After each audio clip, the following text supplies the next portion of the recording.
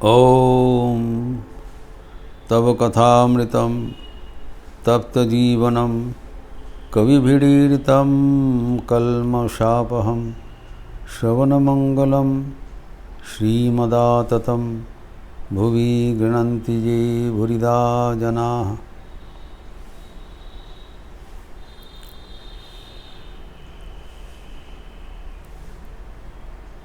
श्री रामकृष्ण गिरीश घोष के माध्यम से भक्तगण को शिक्षा दे रहे हैं। संसार में जो जहाँ पर है वो कर्म करते हुए भगवान को ये उपासना करना चाहिए। ठाकुर जी से कहा करते थे, एक हाथ से कर्म करो और दूसरा हाथ भगवान के चरणों में रखो। जब समय होगा तब दोनों हाथ से ही भगवान को पकड़ना पड़ेगा। तभी समय कब हुआ है, समय हुआ कि नहीं पता कैसे चलेगा। हमारा मन में तो होता है समय हो गया, लेकिन ठाकुर ऐसे बताया नहीं। उदाहरण देते हुए बताया कि कच्चे अवस्था में फोड़ा को डिस्टर्ब करने से हित में विपरीत हो जाएगा, काउंटर प्रोडक्टिव हो जाएगा। But wait, give it proper time for the boil to mature. पुंसी को ममड़ी हटा देने से गड़बड़ हो जाएगा, वो पक्के फोड़ा बनने दीजिए। उसके बाद अपने आप उसका चमड़ा हट जाएंगे। So it is a automatic spontaneous evolution of life. ये हमके मान के चलना पड़ेगा। ठाकुर चाहते हैं भक्तगण का आध्यात्मिक जीवन क्रमशः उन्नत हो, लेकिन उसका प्रक्रिया भी समझा दे रहे हैं ताकि वो हित में विपरीत न बन जाए। और गिरीश घोष के जीवन में ऐसी हुआ।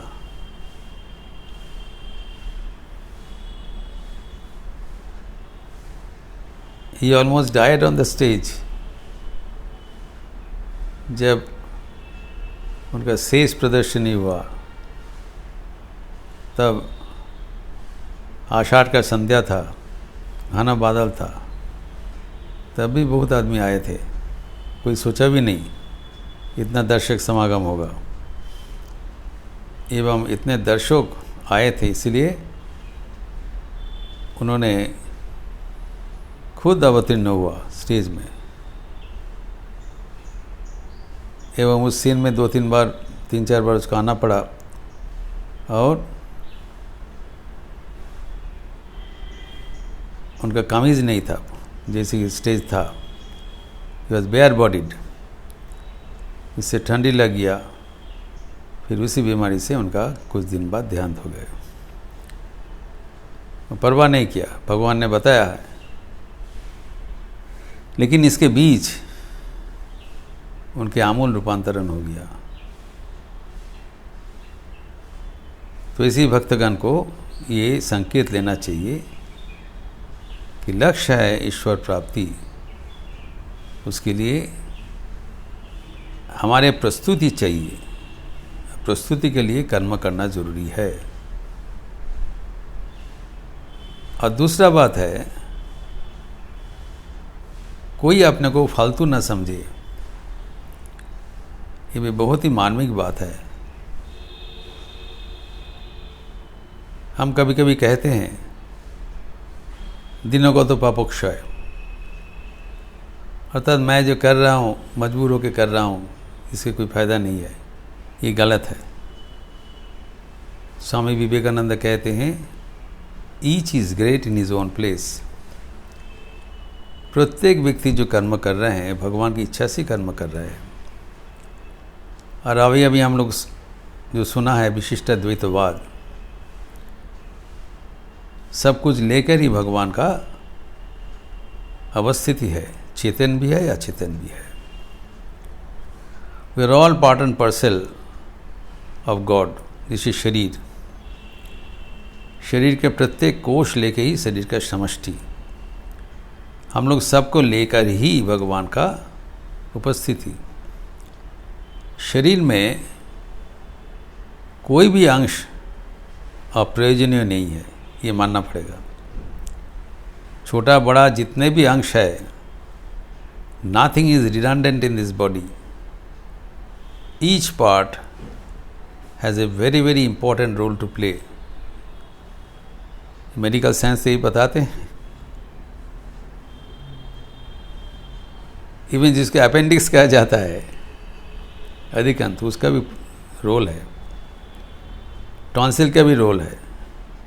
सबका एक एक योगदान है, ज़रूरत है। तो संसार में जो हम लोग है, प्रत्येक व्यक्ति का प्रयोजन है, एवं अपने स्थान पर वो महान है। ही इज डिस्चार्जिंग, ही और she is discharging very important role in this world as designed by God. हम लोग भगवान का हाथ में यंत्र मात्र होकर उन्हीं का ही कर्म कर रहा हूँ, उनकी इच्छा अनुसार। ये समझने से कर्म करने में तृप्ति होगी, संतुष्टि होगी, मन में कभी हताशा नहीं होगा। औरों को दिखा देखी अगर हम अपना कर्म निर्धारण करें, वो गलत होगा। प्रत्येक का कर्म, प्रत्येक का पथ विशिष्ट है, डिस्टिंक्ट है, अलग है भगवान की इच्छा अनुसार, और वो निभाना चाहिए अपना सामर्थ्य अनुसार। We should cooperate with the design of God, तभी जीवन में आनंद मिलेगा, तुष्टि मिलेगा, साफल्य मिलेगा। ये कहने के बाद गिरीश घोष तो चले गए थिएटर में। तब नरेंद्र नाथ को नज़दीक आके ठाकुर बैठ गए और नरेंद्र नाथ को देह स्पर्श करके उनको आदर कर रहे। ही इज कैरेसिंग नरेंद्र नाथ। नरेंद्र नाथ को बहुत प्यार करते हैं, लेकिन उसको टोक दिया था। नरेंद्र नाथ तर्क कर रहे थे, तो नरेंद्र नाथ शायद सोचा होगा ये सब तर्क ठाकुर नहीं समझ पा रहा है, इसको समाधान नहीं किया।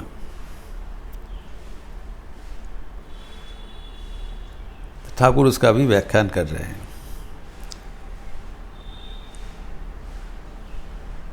नरेंद्र नाथ को नज़दीक आके वो बोल रहे हैं टू अपीज हिम, उसको मन में कोई कष्ट ना हो, इसीलिए एक गोपियों का वाणी सुना रहे हैं। मान कोयली तो कोयली, আমরাও তো মানে আছি রাই, করলি অপভ্রংশয় कैली। Your ego is hard. उनको श्रीमती को बोल रहे हैं गोपियाँ, सखीगण। श्रीमती को टोका था इन लोग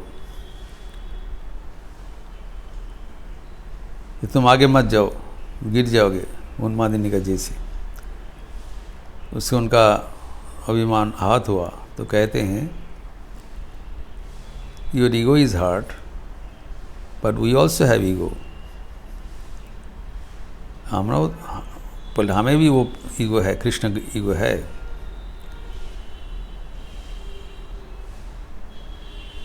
तुम्हारे कल्याण के लिए भी कहा था।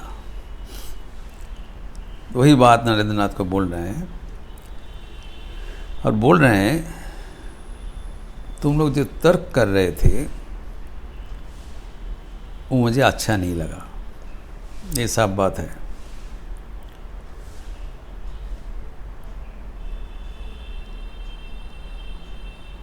तभी ये तर्क का बारे में ठाकुर जो बोल रहे हैं, ये अत्यंत महत्वपूर्ण एक उदाहरण देते हुए ध्यान समझा रहे हैं। ऐसी विचित्र बात और कहीं पर नहीं मिलेगा। गंभीर अनुध्यान योग्य है। इतना बार हम लोग पढ़े हैं, लेकिन इसका अर्थ ऐसी गंभीरता से मुझे पता नहीं चला।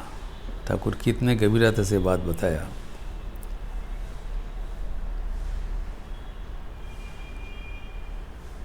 जो कहा दिया गया एक उदाहरण, निमंत्रण बाड़ीते যখন খাবার পরিবেশন যতক্ষণ না হয় ততক্ষণ शोरगोल है। जब न्योता देते हैं तब वहाँ पर जब तक भोजन का बंदोबस्त नहीं होता है तब तक बहुत बातचीत शोरगोल होता है, लेकिन जैसे भोजन का शुरुआत हो जाएगा बातचीत कम हो जाता है, और जैसे भोजन आगे बढ़ता है बातचीत उतना ही कम हो जाता है। यह है बात। तो हमें समझना पड़ेगा ये तर्क विचार क्यों किया जा रहा है। तर्क मतलब ईश्वर के बारे में जो हम लोग तर्क कर रहे थे नरेंद्रनाथ, अच्छा चीज़ है। उसका लक्ष्य क्या है? लक्ष्य है ईश्वर के निर्धारण, ईश्वर का दर्शन, ईश्वर का प्राप्ति। इसलिए तर्क किया जा रहा था। लेकिन पहले ही बता दिया, ईश्वर वितर्क का विषय नहीं है, अनुभूति का विषय है। और वो समझने के लिए तर्क उपाय नहीं है। समझना तो चाहिए, लेकिन तर्क के माध्यम से नहीं। तर्क का दोनों परिभाषा, एक वृथा तर्क और एक लक्ष्य में पहुंचने के लिए जो विचार प्रस्तुत किया जाता है, ये समझने का बात है। कठोपनिषद में कहा गया है 129,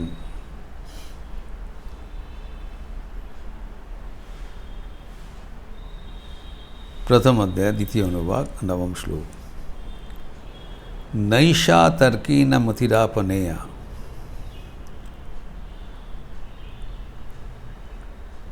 प्रोक्ता अन्येनैव सुज्ञानाय प्रेष्ठ। यमराज नचिकेता को बोल रहे हैं, हे प्रेष्ठ, हे प्रियतम, जो अध्यात्म विद्या आप जानने चाहते हो,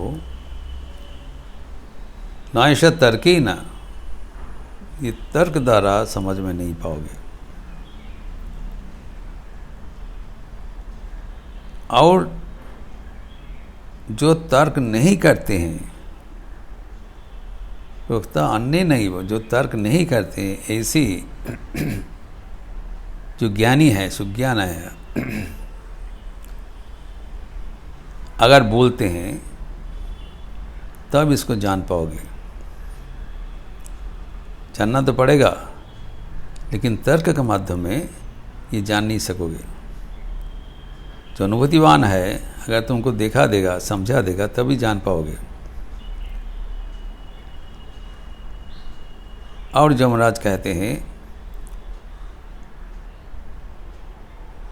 कि तुम्हारा भीतर वो विचार बुद्धि है, उसको प्रशंसा कर रहे परवर्ती अंश में। Fortunately you have that preparation, प्रस्तुति है, तुम समर्थ हो।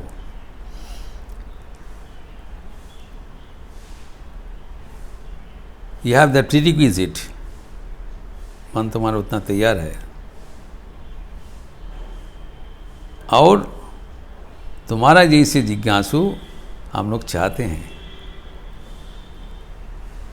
जो अनुभूतिवान व्यक्ति है वो तो अनुभूति को बांटने चाहते हैं। He wants to share his realisation, he is eager. लेने वाला कौन है? जो लेने के लिए भी आते हैं ये सब तर्क विचार से अपना मन को विभ्रमित कर देते हैं। तुम ऐसे नहीं हो, लेकिन जो भी हो तर्क के द्वारा ये सब नहीं होगा, यही मूल बात है। लेकिन ये भी बताया ये तुमको कोई समझाएगा। तो अभी हमारा प्रश्न होता है जी, हम जो ईश्वर के बारे में जानने चाहते हैं वो सही दिशा में जा रहे हैं या गलत दिशा में जा रहे हैं, पता कैसे चलेगा?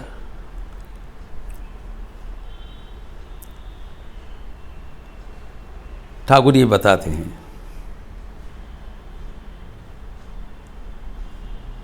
कि जितना आगे बढ़ोगे उतना शोरगुल कम हो जाएगा, शब्द तो कमे जावे। ये उदाहरण से बता रहे हैं, बड़ा सुंदर उदाहरण है, ये गंभीर भाव है। तो जब हम भोजन के लिए गया था, we have been called as an invitation, guests न्योता दिया है निमंत्रण में, तो भोजन करने के लिए आमंत्रण है। तर्क को किस लिए बोला जा रहा है? भगवान को निर्धारण करने के लिए। और जब भोजन शुरू करोगे तो पहले जब इतना स्कूल हो रहा था तब पता चला जो भोजन का भी परिवेशन हुआ नहीं। जैसे ठाकुर कहते हैं पूरी सब्जी जैसे परिवेशन हुआ तब 12 आना शब्द खत्म हो गया। 75%, 3/4 of the noise is silenced, सब व्यस्त हो गया। और आगे आगे जितना भी पद आ रहे हैं और भी आवाज़ कम होते जा रहा है। और जब दही का परिवेशन हुआ तब शब्द ना के बराबर है, सूप साफ खाली आवाज़ हो रहा है। और जब भोजन का उपरांत शब्द बिल्कुल नहीं है तब निद्रा समाधि। फिर आगे बताते हैं जितने ईश्वर की ओर बढ़ोगे उतना ही आवाज़ कम होते जाएंगे।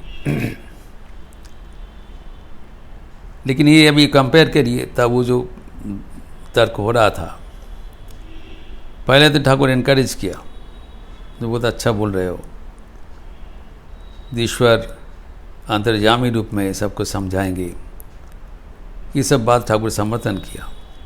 लेकिन जब उनको आवाज़ बढ़ते गए, तुमोल विचार, तुमोल वितर्क हो रहा था, गिरीश घोष और दोनों ही पंडित है, तो हैमिल्टन क्या बोला, फिर टिंडले क्या बोला, हक्सले क्या बोला, ये सब नाना प्रकार का जो विचारशील व्यक्ति का आवाज़ देखे होते जब बढ़ते जा रहा है। ठाकुर तभी कमेंट किया था, আমার ইগুনো ভালো লাগছে, ইগুনো अपभ्रंश है, this things I do not like. क्योंकि यहाँ पर क्या हो रहा है, शोरगुल बढ़ रहा है। जब आवाज़ बढ़ रहा है और भोजन नहीं है तो विचार सही ढंग से जा रहा है कि नहीं, उसका लक्षण है विचार घटते जाएगा, आवाज़ कमते हो जाएगा, कमती होते जाएंगे। जहाँ पर आवाज़ बढ़ते जाएंगी वहाँ पर ईश्वर नहीं है, ऊपर घमंड है। We are going away from the goal, यही है लक्षण। ये ठाकुर एक सुंदर बात बता दिया। How do you know? जब तुम्हारा विचार करते समय आवाज़ घटते जाएंगे तब पता चलेगा, तब जान लेना you are in the right direction. जैसे भोजन जितना आगे बढ़ रहा है पता चलेगा, ये items are being serve, people are being satisfied, तृप्ति हो रहा है, अभी आवाज़ नहीं करेगा। तो तुम लोग तब अभी you are going away from the goal, that's why I became upset, हमको अच्छा नहीं लगा। तो ये जो नरेंद्र नाथ को बता दिया, ये हमारे जीवन में भी पालनीय है। हम लोग तो ईश्वर के बारे में चर्चा करते हैं, तब ये लक्ष्य होना चाहिए कि तत्व के अनुसार, तत्व के ओर हमें बढ़ना चाहिए। और शब्दजाल महारण्यम, ये नाना प्रकार से शास्त्र भी बताया, ठाकुर भी बारंबार बताया कि we have to be very careful and remember all the time that God is to be realized, not to be debated. विचार वितर्क से हम कभी भगवान को जान नहीं पाएंगे। विचार प्राथमिक रूप से ज़रूरत है भगवान की ओर हमें जाने के लिए, प्रोत्साहित करने के लिए। और जितने हम आगे बढ़ेंगे उतना ही हमारा आवाज़ कम होते जाएंगे। इसी एक प्रभाव है, एम्प्टी वेसल साउंड्स मच। जब पात्र में पानी जितने भरते जाएंगे उतना भी आवाज़ घटते जाएगा। पूर्ण हो जाने से और कोई आवाज़ नहीं होगा। वैसे ही ठाकुर दूसरा उदाहरण दिया है, जब भौरा फूल का शहद लेते हैं, मधु लेते हैं, जब तक मधु नहीं लिया तब तक आवाज़ है। जैसे मधुपान शुरू कर दिया तब आवाज़ कम हो गया। ईश्वर के वो जितने बढ़ोगे उतना आवाज़ कम हो जाएगा। इसे तो समझाया। फिर नरेंद्र नाथ को साक्षात नारायण दर्शन करते हुए ठाकुर धीरे धीरे अपना चेतन से अतिचेतन अवस्था में उन्नीत हो रहा है। एवं उसके उपरांत नरेंद्र नाथ को एक गाना गाने के लिए हाथ जोड़ करके विनती कर रहे हैं। इसका विस्तार हम अगले दिन करेंगे। ओम शांति शांति शांति। हरि ओम तत्सत। श्री राम कृष्णार्पणमस्तु। आज रविवार का अवसर है, जप यज्ञ चल रहा है। आप लोग ज़रूर अपने अपने निर्धारित समय पर ठाकुर का नाम लेते हुए ये विश्वव्यापी जप यज्ञ में अंश लेंगे। और शाम को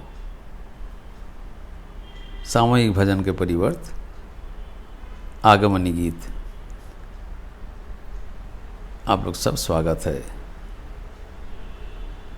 अच्छा रहिए, स्वस्थ रहिए, आनंद में रहिए।